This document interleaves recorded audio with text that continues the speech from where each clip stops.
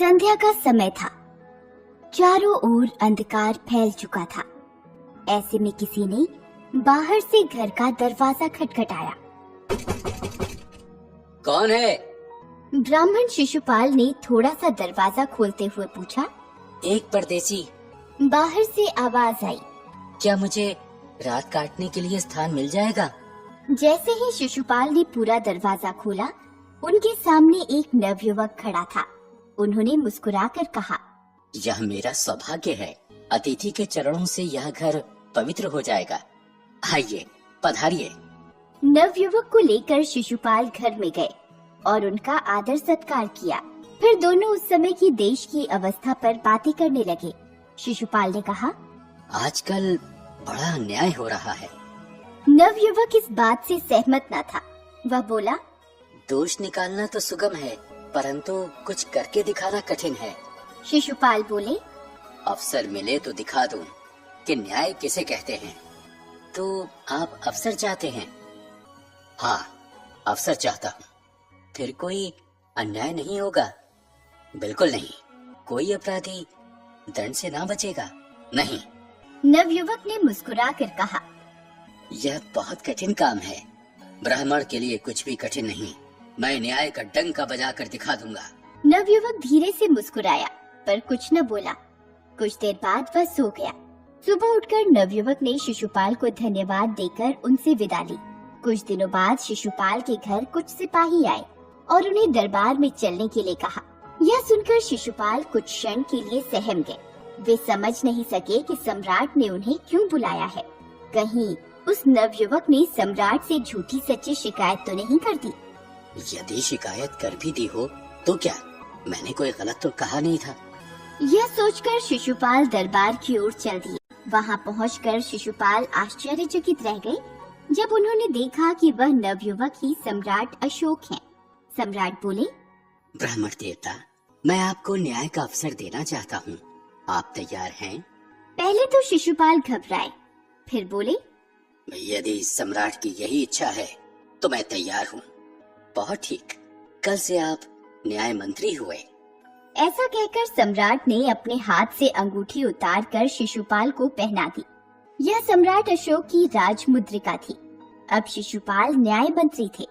उन्होंने राज्य की समुचित व्यवस्था करनी आरंभ कर दी। उनके सुप्रबंध से राज्य में पूरी तरह शांति रहने लगी। किसी को किसी प्रकार का भय नहीं था। लोग दरवाजे तक खुले छोड़ जाते थे। चारों तरफ न्याय मंत्री के सुप्रबंध और न्याय की धूम मच गई। लगभग 1 महीने बाद किसी ने रात में एक पहरेदार की हत्या कर दी। सुबह होते ही यह बात चारों ओर फैल गई। लोग बड़े हैरान थे। शिशुपाल की तो नींद ही उड़ गई। उन्होंने खाना पीना छोड़कर अपराधी का पता लगाने में रात दिन एक कर दिए। बहुत प्रयत्न करने के बाद जब अपराधी का पता चला तो शिशुपाल के आश्चर्य का ठिकाना न रहा। स्वयं सम्राट ने उस पहरेदार की हत्या की थी। सम्राट को अपराधी घोषित करना बहुत ही कठिन काम था। शिशुपाल करे भी तो क्या करे। एक ओर वे न्याय मंत्री थे और दूसरी ओर सम्राट के सेवक। परंतु न्याय की दृष्टि में सम्राट और साधारण व्यक्ति में कोई अंतर नहीं होता। अगले दिन शिशुपाल दरबार में पहुँचे। सम्राट अशोक सिंहासन पर बैठे हुए थे। आते ही उन्होंने शिशुपाल से पूछा, अपराधी का पता चला? न्याय मंत्री ने साहस पूर्वक कहा, जी हाँ, चल गया। तो फिर उसे उपस्थित कीजिए। न्याय मंत्री कुछ रुके, फिर अपने उच्च अधिकारी को संकेत करते हुए बोले, धनवीर, इन्हें गिरफ्तार कर लो। मैं आज्ञा देता हूँ। संकेत सम्राट की ओर था। दरबार में निस्तब्धता छा गई। सम्राट का मुंह क्रोध से लाल हो गया। वे सिंहासन से उठ खड़े हुए और बोले, इतना साहस? न्याय मंत्री ने ऐसा भाव प्रकट किया जैसे कुछ सुना ही न हो। उन्होंने अपने शब्दों को फिर दोहराया, धनवीर, देखते क्या हो, अपराधी को गिरफ्तार करो। दूसरे ही क्षण सम्राट के हाथों में हथकड़ी पड़ गई। न्याय मंत्री ने कहा, अशोक, तुम पर पहरेदार की हत्या का आरोप लगाया जाता है। तुम इसका क्या उत्तर देते हो? सम्राट होठ काट कर रह गए। न्याय मंत्री ने फिर पूछा, तो तुम अपराध स्वीकार करते हो? हाँ, मैंने उसे मारा अवश्य है, पर वह उद्दंड था। सम्राट का उत्तर था, वह उद्दंड था या नहीं, तुमने एक राज कर्मचारी की हत्या की है। तुम अपराधी हो, तुम्हें मृत्यु दंड दिया जाता है। न्याय मंत्री ने निर्णय सुनाया। सभा में सन्नाटा छा गया। न्याय मंत्री का निर्णय सुन सम्राट ने सिर झुका लिया। शिशुपाल सम्राट की परीक्षा में सफल हो गए थे। सम्राट का हृदय ऐसे व्यक्ति को पाकर गदगद हो रहा था।